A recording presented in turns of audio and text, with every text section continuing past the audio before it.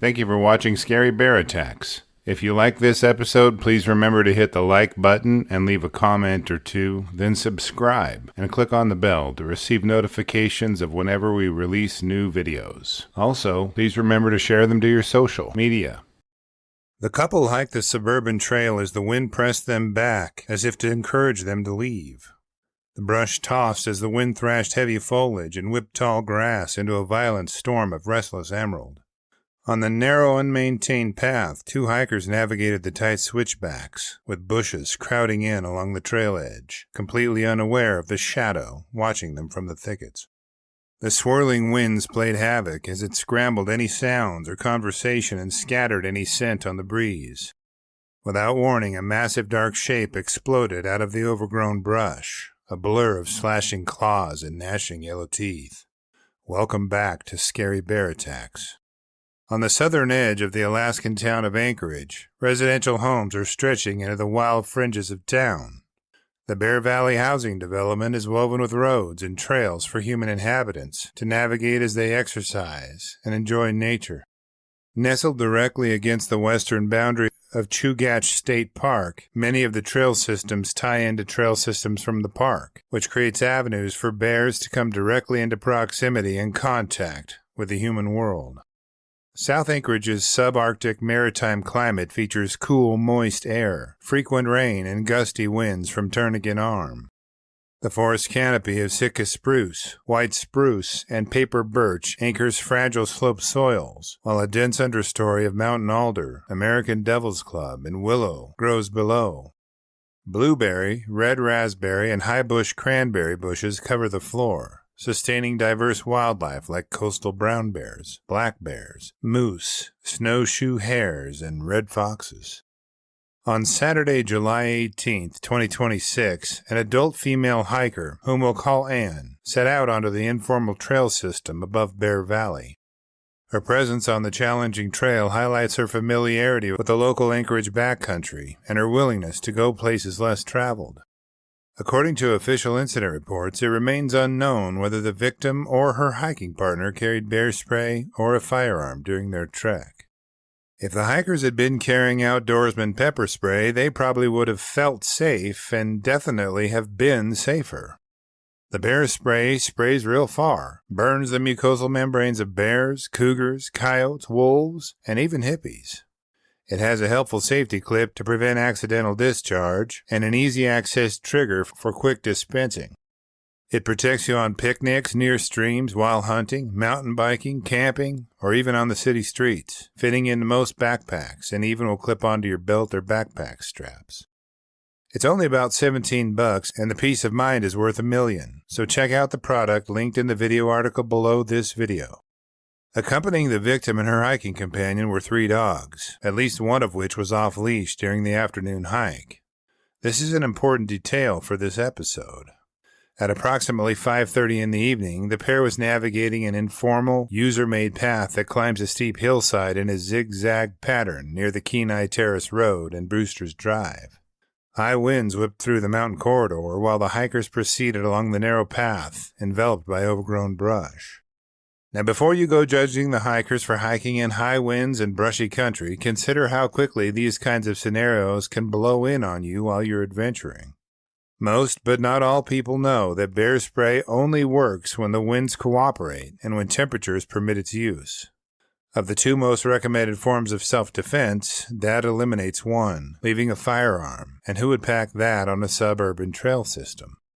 As the hikers moved past a tight switchback and blind corner on the narrow, unmaintained path, they unwittingly walked upon a big old brown bear, likely taking a nap after feasting on the moose carcass he was guarding. The big old boy burst out of the dense alders at point-blank range, ready to rumble with whatever had roused him. Given the combination of howling winds thrashing the heavy foliage and zero visibility through the overgrown brush, the sounds and scents were completely scrambled, leaving neither the humans nor the bear with any advanced warning of the sudden encounter. Likely confused and angered, the brown bear charged forward, snapping and clawing its way at what it must have perceived as a dangerous pair of sneaky humans. Inflicting painful bite wounds on Anne's head, neck, and arms, the big bear then sent her flying from the trail before retreating into the surrounding forest. The force of the impact inflicted lacerations and blunt force trauma upon her body, resulting in non-life-threatening injuries to her head, neck, and arms, leaving her in severe shock within the heavy brush. Although scared and worried, Anne's boyfriend notified first responders, who immediately converged on the couple's location. The woman received immediate emergency medical treatment on site as her rescue from the challenging terrain was organized.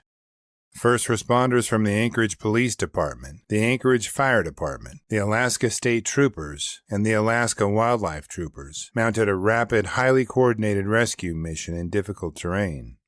Firefighters who climbed the steep, muddy path found the victim conscious in the heavy brush, suffering from head and neck injuries, yet exhibiting remarkable fortitude despite the severe shock.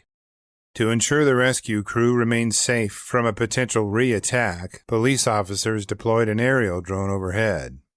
Through the drone's video feed, officers spotted a brown bear lurking on a neighboring hillside, allowing them to monitor the animal's movements in real time, while firefighters carefully strapped the injured woman into a rescue litter and carried her roughly half a mile down the steep slope to a waiting ambulance. The brown bear involved in the incident was tracked via drone as it departed the scene and was not destroyed by wildlife officials. Official reports from fish and game biologists did not list the exact age, health status, or sex of the animal, as it was monitored from a distance to allow safe evacuation of the victim. Biologists noted reports of a dead moose carcass located near the area, suggesting the bear was actively protecting a cached food source. No cubs were reported to be present during this specific encounter. Speaking of cubs, our Cubs Here membership on Patreon, link below, will give you ad-free early access to our episodes, photos, and notes. And the $3 per month goes a long way in helping me continue to produce true educational and entertaining content like this. Alaska is home to an estimated 30,000 brown bears and over 100,000 black bears. The state covers a vast total land area of approximately 663,268 square miles. Based on these figures, Alaska averages approximately 1 brown bear per 20 square miles, though density is vastly higher along coastal regions like the Kenai Peninsula and Chugach Range. Historically, Alaska records dozens of non-fatal bear encounters annually, with 67 fatal bear attacks recorded across the state since the late 19th century. From a tactical perspective, this encounter highlights the severe hazards of traveling on narrow, unmaintained paths during adverse weather conditions. The combination of high winds, dense vegetation, and an off-leash dog drastically increase the risk of a surprise encounter. Modern bear safety protocols recommend making continuous, deliberate loud noises, such as shouting or using air horns, when navigating blind corners in thick brush, particularly when the wind conditions suppress sound. Keeping dogs strictly on leash is equally vital, as roaming dogs can inadvertently flush a resting bear or draw an agitated predator directly back toward their owners. When contact became inevitable, the victim's passive response likely signaled a non-threatening posture, prompting the defensive bear to break off its charge and leave the area rather than press a prolonged attack. After reviewing the facts surrounding this episode, I'm left with a few questions for you. First, given bear spray limitations, how could the couple have better prepared for their own safety in bear country? Second, did the presence of the dogs ratchet up the bear's defensive instincts? Third, should state agencies permanently close informal, user-made trails that cut through known bear feeding corridors during peak summer months? I will gladly read and reply to your thoughts, so post them in the comments section below, and let's talk about it. Thank you for watching Scary Bear Attacks. If you've enjoyed this episode, please consider clicking on the like button and clicking on the bell icon. We'll help you know when we post our new episodes. Posting our video links to your social media profiles furthers awareness, and it's fun. We slashed our prices in our merch store, linked below, so check out the bargains there while you shop. As a member of our human community, remember to adventure bravely and be careful out there, especially in bear country.